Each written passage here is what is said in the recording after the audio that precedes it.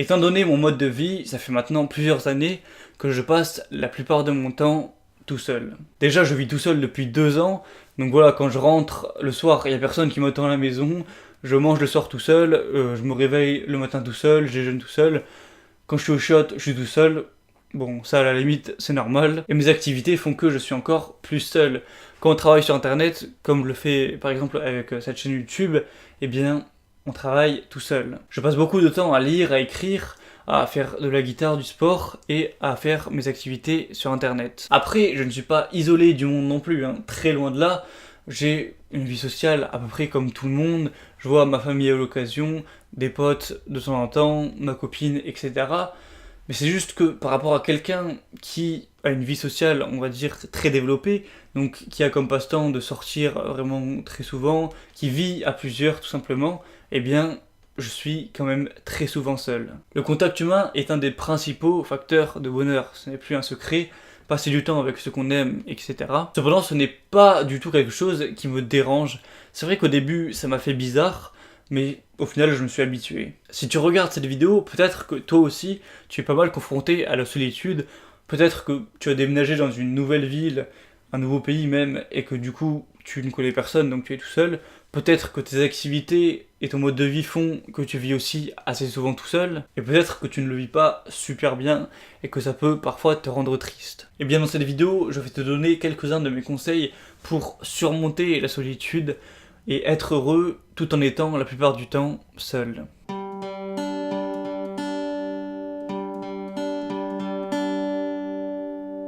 Le meilleur conseil que je peux te donner, c'est très certainement être occupé. Quand tu fais quelque chose, quand tu es à fond dans quelque chose, tu n'as pas le temps de penser à la solitude. Au final, une chose qui fait beaucoup souffrir les gens quand ils sont tout seuls, c'est l'ennui. Car tu t'ennuies bien plus souvent quand tu es seul que quand tu es à plusieurs. Mais si tu ne t'ennuies jamais, ça te causera beaucoup moins de tort de vivre seul. Donc voilà, profite du temps que t'offre la solitude, monte des projets, fixe-toi des objectifs, et atteins-les. Ce point, c'est vraiment un avantage de la solitude, c'est que quand tu es tout seul, en général, tu as plus de temps, et tu peux utiliser ce temps pour progresser dans les domaines de ton choix.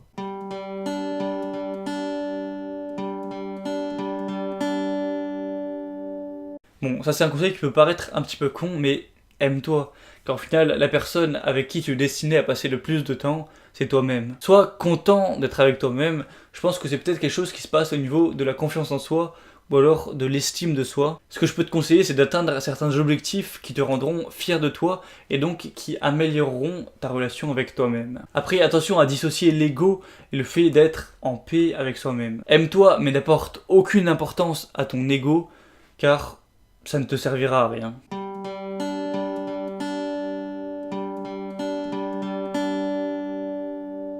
Souvent, les personnes qui sont tout le temps à plusieurs ont du mal à prendre plaisir toutes seules. Elles peuvent s'occuper en regardant Netflix ou la télé, mais elles ont du mal à réellement s'amuser toutes seules. Si toi tu es touché par la solitude, tu vas devoir apprendre à pouvoir prendre plaisir tout seul. Je pense que ça demande peut-être pas mal de créativité et de volonté. Tu peux faire ça avec un instrument de musique, en cuisinant, en faisant tout un tas de choses, en exerçant tes passions. Si tu n'as aucun mal à t'amuser et à prendre plaisir seul, tu souffriras beaucoup moins de la solitude.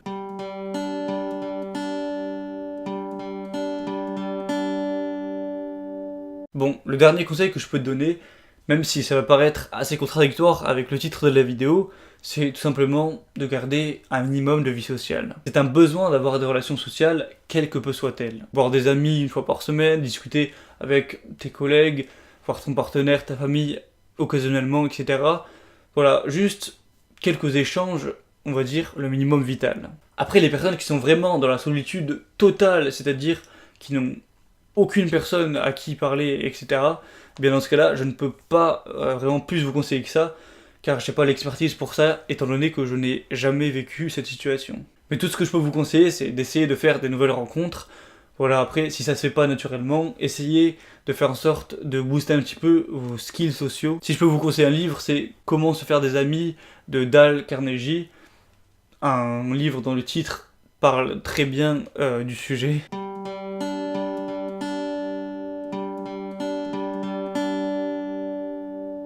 Les besoins sociaux sont primordiaux pour être heureux. Plus pour certains que d'autres, mais il en faut un minimum. Quand tu vois d'autres personnes, profite du temps passé avec elles. Si comme moi tu as un mode de vie, de par ta situation géographique, tes activités, ou quoi que ce soit qui t'amène à être très souvent seul, eh bien, sers-t'en comme une force. Et sers-toi de cette force pour progresser. Aime-toi, apprends à prendre plaisir tout seul, et tu verras qu'on peut tout à fait vivre heureux en solitaire, dans une certaine mesure.